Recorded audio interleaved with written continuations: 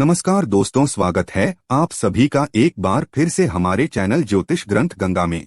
ओम नमः शिवाय। नमस्कार दोस्तों, आपके अपने चैनल ज्योतिष ग्रंथ गंगा में आपका बहुत बहुत स्वागत करता हूं। जो यह पढ़े हनुमान चालीसा हुए सिद्ध साखी गौरीसा। तुलसीदास ने ये लाइनें हनुमान चालीसा में लिखी है, जो कि 100% सही है। हनुमान चालीसा का पाठ करने से समस्त प्रकार के कार्य पूर्ण होते हैं। हर कार्य में आपको सफलता मिलती है और हर प्रकार की आपकी मनोकामना पूर्ण होती है। लेकिन कई भक्तों का ऐसा कहना होता है कि बहुत समय से वह हनुमान चालीसा का पाठ कर रहे हैं, नियमित कर रहे हैं, प्रतिदिन करते हैं कई भक्त तो, लेकिन हमारे काम में रुकावटें आती है। कोई भी इच्छा हो जल्दी से पूर्ण नहीं होती है। बहुत सारी परेशानियां जीवन में बनी रहती है। हनुमान चालीसा का पाठ कर रहे हैं हम, फिर भी तो आज के वीडियो में मैं आपसे बात करने वाला हूं कि अगर आपकी कोई बहुत विशेष मनोकामना है जो चाहते हैं कि हनुमान जी शीघ्र ही पूर्ण कर दें, तो इसके लिए किस प्रकार से हमें हनुमान जी का पाठ करना चाहिए। देखिए, हनुमान जी का पाठ करने के लिए कई तरीके होते हैं। कुछ भक्त नियमित तौर पर प्रतिदिन हनुमान जी उनके इष्ट देवता हैं, इसलिए वो आराधना करते हैं। प्रतिदिन हनुमान जी की पूजा आराधना करते हैं, उनके मंत्र का जप करते हैं, चालीसा का पाठ करते हैं, जिससे कि हनुमान जी की कृपा उनके ऊपर बनी रहे। निष्काम भाव से वह हनुमान जी की पूजा करते हैं। तो जब आप निष्काम भाव से हनुमान जी की आराधना करते हैं, पूजा करते हैं, मंत्र जाप कर रहे हैं या हनुमान चालीसा का पाठ कर रहे हैं, तो इसके लिए बहुत अधिक नियम की आवश्यकता नहीं होती है। आपके पास जब समय है आप हनुमान जी की पूजा कर सकते हैं, हनुमान चालीसा का पाठ कर सकते हैं। लेकिन अगर आपकी कोई विशेष मनोकामना है और आप चाहते हैं कि हनुमान जी शीघ्र ही उस मनोकामना को पूर्ण कर दें, आपकी जो भी इच्छा है वह शीघ्र पूर्ण हो जाए, तो इसके लिए आपको चाहिए कि आप एक नियम बनाएं अपने लिए कि किस प्रकार से आप हनुमान चालीसा का पाठ करेंगे, किस समय में करेंगे, कितनी संख्या में करेंगे और कितने दिनों तक लगातार करेंगे। अगर आप नियम के साथ हनुमान चालीसा का पाठ करते हैं, तब आपकी जो कामना होती है वो बहुत शीघ्र पूर्ण होती है। तो आज के वीडियो में मैं आपसे बात करने वाला हूं कि अगर आपकी कोई विशेष मनोकामना है तो मात्र 11 दिन हनुमान चालीसा का पाठ आप किस प्रकार से करें, जिससे कि आपके मन की चाहे जो भी काम ना हो वो पूर्ण हो जाए। और ये उपाय आप किसी भी कामना को पूर्ण करने के लिए कर सकते हैं। जैसे कि आपके नौकरी में समस्याएं आ रही है, नौकरी पाना चाहते हैं या अपना घर चाहते हैं, कर्ज से मुक्ति चाहते हो या परीक्षा में सफलता चाहते हैं, या फिर जीवन में बहुत अधिक परेशानियां हैं, बहुत अधिक संकट है, संकटों से मुक्ति चाहते हैं, परेशानियों से मुक्ति चाहते हैं, संतान की कामना है या धन की कामना है, या फिर आपके रिलेशनशिप में बहुत अधिक प्रॉब्लम्स आ रही है, जैसे कि पति पत्नी के रिश्ते मधुर नहीं हो या मनचाहा जीवन साथी चाहते हैं, विवाह में बहुत अधिक विलंब हो रहा है, मांगलिक दोष के कारण आप परेशान हैं, मन में हमेशा नकारात्मक विचार आते हैं, नकारात्मक ऊर्जा से मुक्ति चाहते हैं। समस्त प्रकार की परेशानियों से मुक्ति पाने के लिए, समस्त प्रकार की मनोकामनाओं को पूर्ण करने के लिए आप इस उपाय को कर सकते हैं। आपकी कोई भी समस्या हो, इस उपाय को करेंगे, निश्चित ही आपको लाभ होगा। तो मन की समस्त कामनाओं को पूर्ण करने के लिए हनुमान चालीसा का पाठ किस प्रकार से करना है, किन नियमों का पालन करना है, किन बातों का ध्यान हमें अवश्य रखना है, कि समय ये पूजा करनी चाहिए, ये समस्त जानकारी आज आपको इस वीडियो में मिलने वाली है। वीडियो को पूरा जरूर देखिए और अगर आपको आज की वीडियो अच्छी लगे तो लाइक भी जरूर कीजिए, शेयर कीजिए फैमिली फ्रेंड्स के साथ, और चैनल पर पहली बार आए हैं, अगर अभी तक आपने चैनल को सब्सक्राइब नहीं किया है तो आज की अगर आपको अच्छी लगे तो चैनल को सब्सक्राइब जरूर कर लीजिए और बेल बटन कर लीजिए। इससे ये होगा कि इस चैनल पर जो नई वीडियो अपलोड होंगी उनकी नोटिफिकेशन आपको सही समय पर प्राप्त हो जाएगी। तो सबसे पहले जान लेते हैं कि हनुमान चालीसा का पाठ अगर आप करना चाहते हैं तो आपको किन बातों का ध्यान रखना चाहिए। तो सबसे पहला नियम जो इस उपाय का है, एक ही समय पर आपको हनुमान चालीसा का पाठ करना है, इसलिए समय निश्चित कर लीजिए। आप चाहे तो सुबह भी कर सकते हैं, चाहे तो शाम के समय कर सकते हैं। दोनों समय में से कोई भी एक समय निश्चित कर लीजिए और एक सही समय की आप अगर 7 बजे हनुमान चालीसा का पाठ सुबह के समय कर रहे हैं तो प्रतिदिन सुबह 7 बजे आप हनुमान चालीसा का पाठ करेंगे, या शाम को अगर आप 7 बजे कर रहे हैं, 6 बजे कर रहे हैं, तो वो समय निश्चित होना चाहिए कि इसी समय आप प्रतिदिन पाठ करेंगे, तो समय आपका एक ही होना चाहिए। आप जो भी समय आपके अनुकूल हो, निश्चित कर लीजिए कि आज से आप इस समय पाठ करेंगे।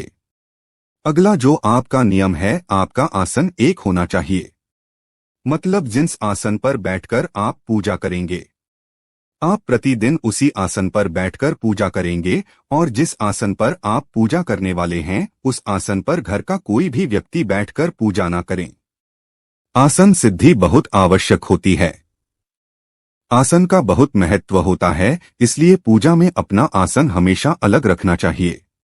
इसके बाद एक ही स्थान पर बैठकर आपको पाठ करना है।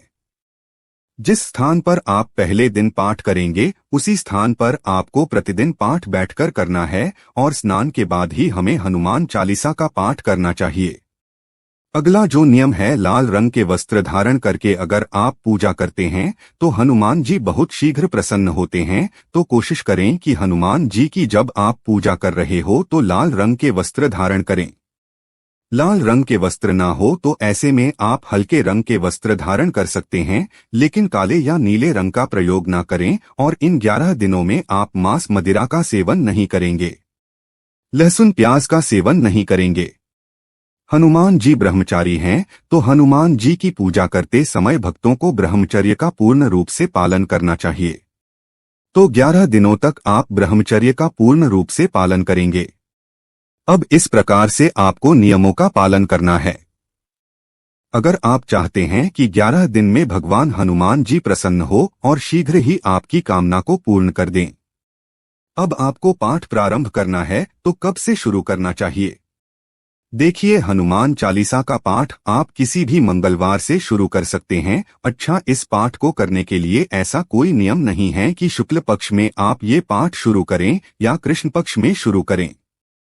किसी भी पक्ष में आप ये पाठ शुरू कर सकते हैं, मतलब महीने का कोई भी मंगलवार हो, आप उस दिन से यह पाठ प्रारंभ कर सकते हैं, और मन में एक दृढ़ संकल्प के साथ, पूरे विश्वास के साथ इस पाठ को प्रारंभ करें। और जिस भी समय आप ये पाठ प्रारंभ करना चाहते हैं, जैसे कि अगर आप सुबह करना चाहते हैं, शाम को करना चाहते हैं, तो स्नान कर लीजिए, लाल रंग के वस्त्र धारण कर लीजिए।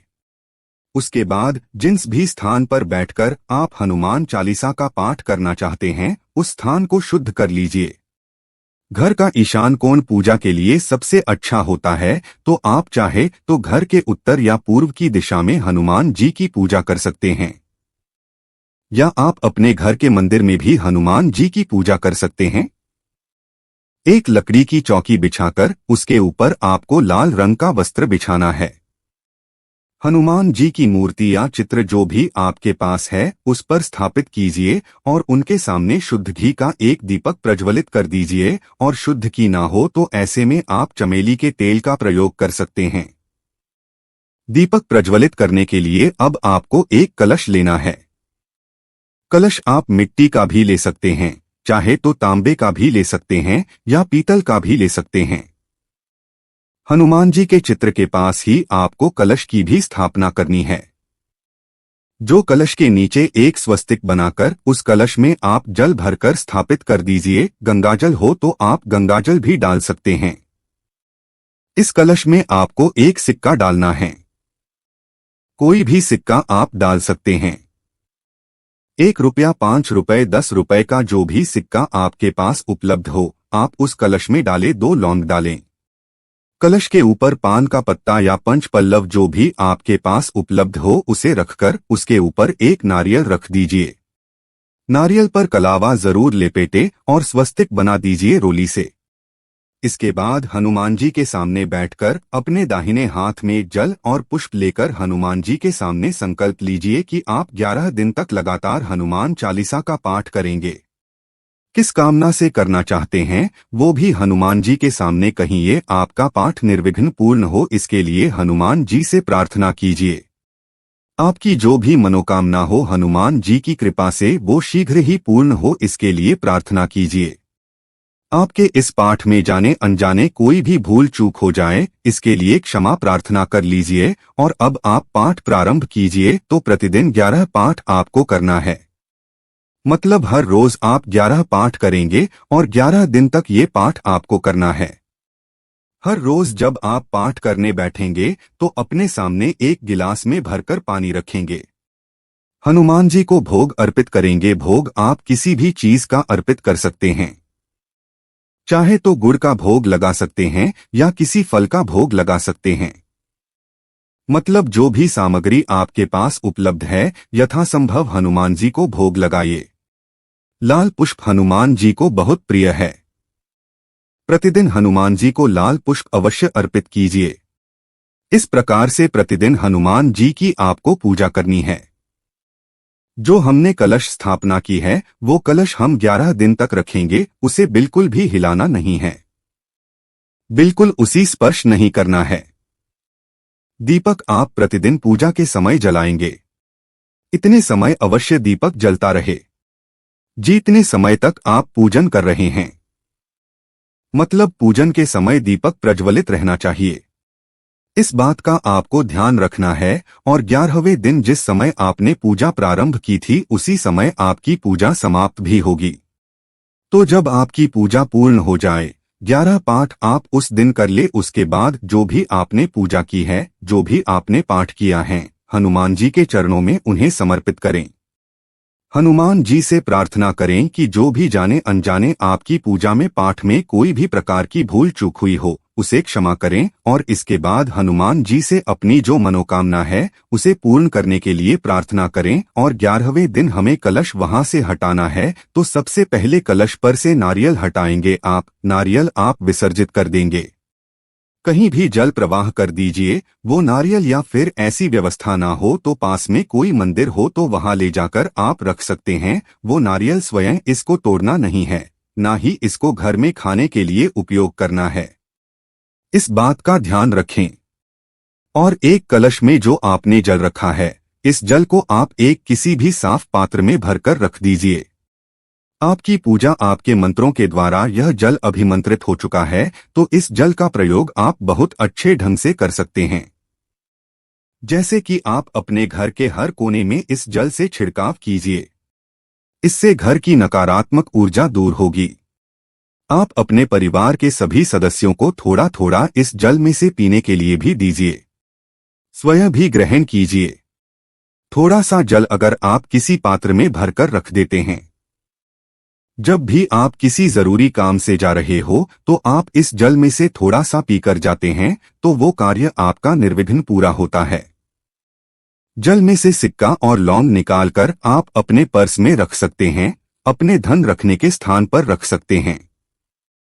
आप अगर व्यापार करते हैं, चाहते हैं कि व्यापार में वृद्धि हो, तो आप इसे अपने धन रखने के स्थान पर यानी किसी गल्ले में भी रख सकते हैं। किसी भी कागज में या कपड़े में बांधकर भी आप रख सकते हैं, जैसे लाल कपड़े में बांधकर। और आप अपने धन रखने के स्थान पर रखते हैं तो आपका धन बढ़ता है, धन में वृद्धि होती है। और अगर आप उन्हें अपने पर्स में इसे रखते हैं तो आप जहां भी जाते हैं आपका कार्य निर्विघ्न पूरा होता है। चाहे आप परीक्षा की तैयारी कर रहे हो, परीक्षा में सफलता पाना चाहते हो या नौकरी के लिए जा रहे हो, तो इस सिक्के को, इस लौंग को अपने पास रखें कि ये वस्तुएं अभिमंत्रित हो चुकी है मंत्रों के द्वारा, हनुमान चालीसा के द्वारा। तो ये आपके कार्यों को भी निर्विघ्न पूरा कराएगी और इसके साथ ही आपके धन में भी वृद्धि होगी।